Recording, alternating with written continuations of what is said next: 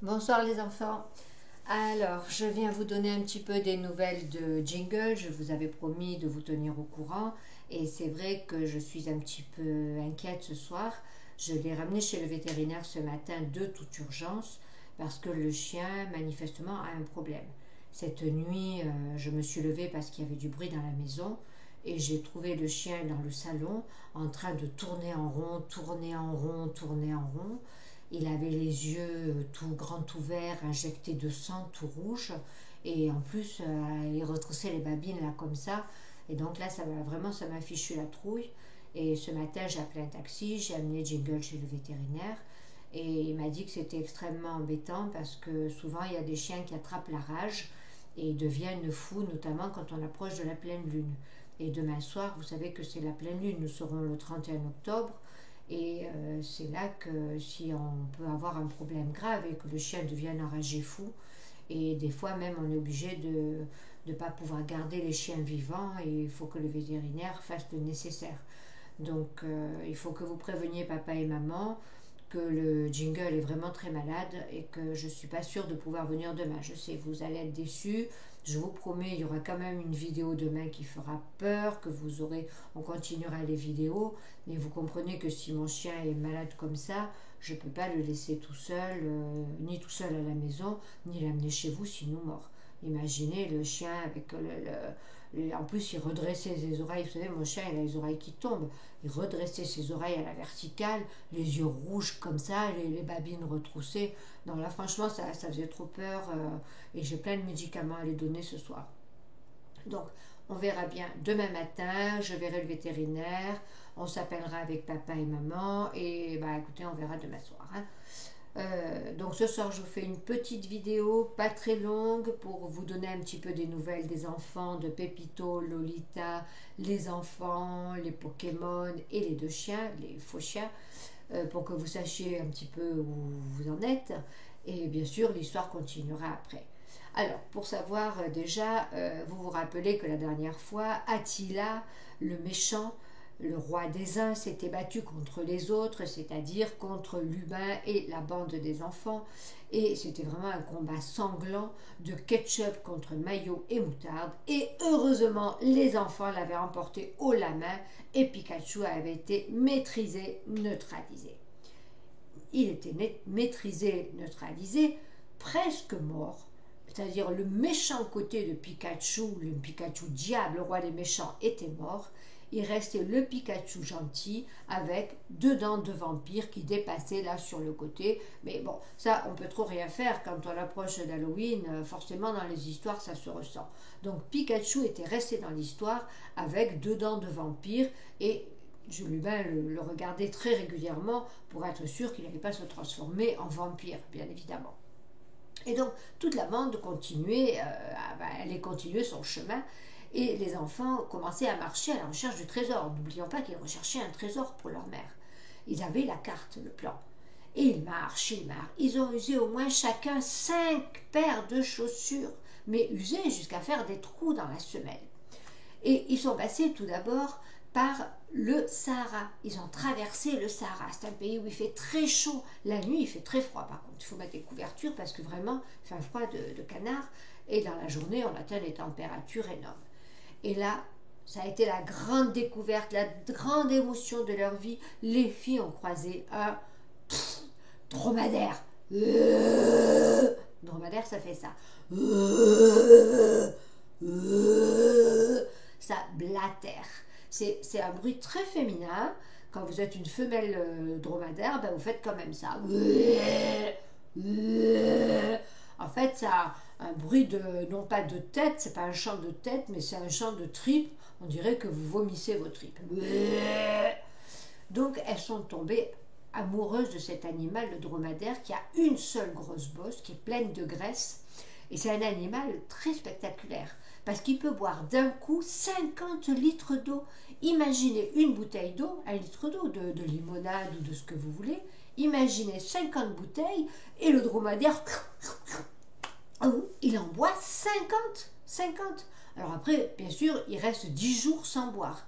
Mais quand il fait pipi, il va faire pipi pendant 50 litres d'eau, c'est-à-dire il va vous remplir au moins 50 bassines, quoi. Donc c'est une vraie catastrophe, mais c'est un animal très pratique, notamment quand on en a assez de marcher. Et les filles en avaient assez de marcher et d'user leurs chaussures. Donc elles se sont dit, oh le bel animal.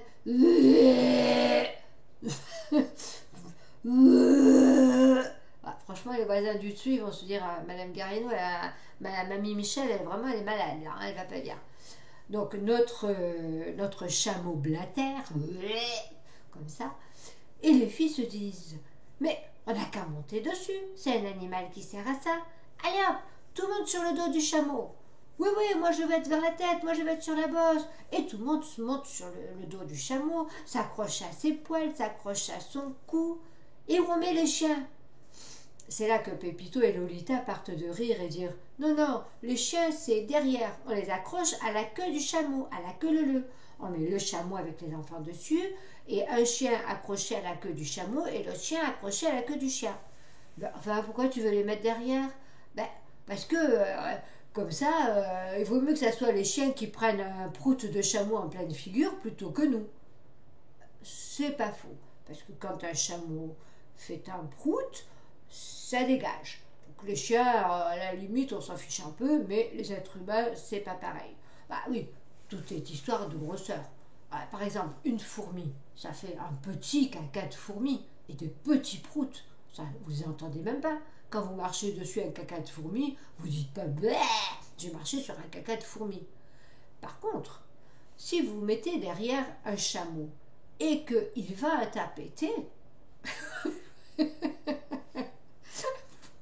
vous prenez tout dans la figure.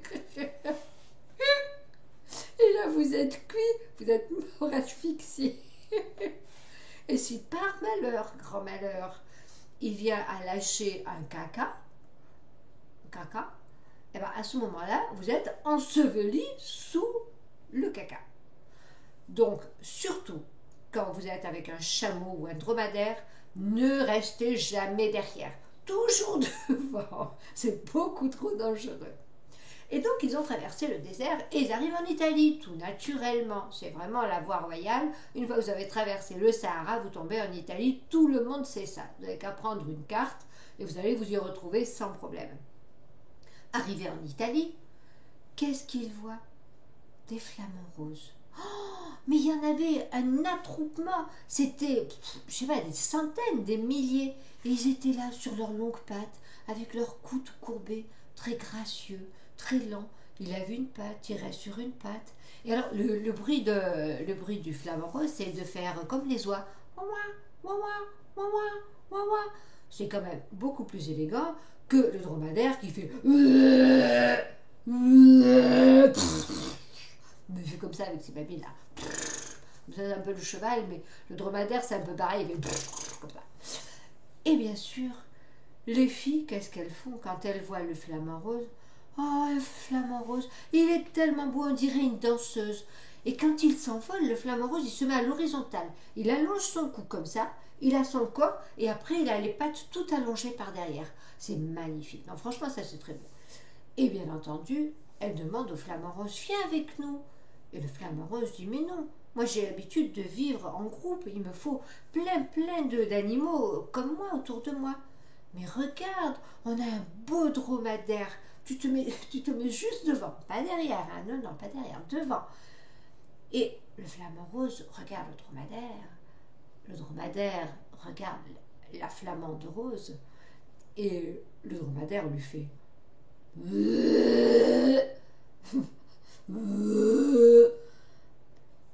la flamande rose lui répond ouah ouah ouah ouah. Et voilà qu'ils sont tombés amoureux tous les deux, l'un de l'autre et l'autre de l'un. Bon, alors c'est pas compliqué, on va continuer notre voyage, notre globe-trotteur à travers toutes les planètes. On va mettre le flamant rose au début, avec Lily et Elsa qui sont sur le dos du flamant rose, les pieds coincés dans les ailes, les bras autour du cou. Allez, en avant. Derrière suivra le dromadaire, avec dessus Pépito, Lolita, l'humain, Pikachu. Derrière, accroché à la queue du dromadaire, nous aurons Jingle, et tout derrière, nous aurons Mumus, qui était à la traîne, et qui avançait tranquillou, bidon. Pour savoir la suite de l'histoire, je vous avais dit qu'elle était un petit peu courte, ne soyez pas triste et exercez-vous à faire le dromadaire pour demain. Si vous voulez savoir la suite de cette histoire, qui sautera peut-être un jour à cause d'Halloween, eh bien n'hésitez pas à mettre vos commentaires sur ma chaîne, sur cette dernière vidéo, et regardez ma prochaine vidéo en ligne. Ciao ciao les enfants, et attention à demain soir, c'est J-1. Gros bisous, je vous tiens au courant pour Jingle. À demain.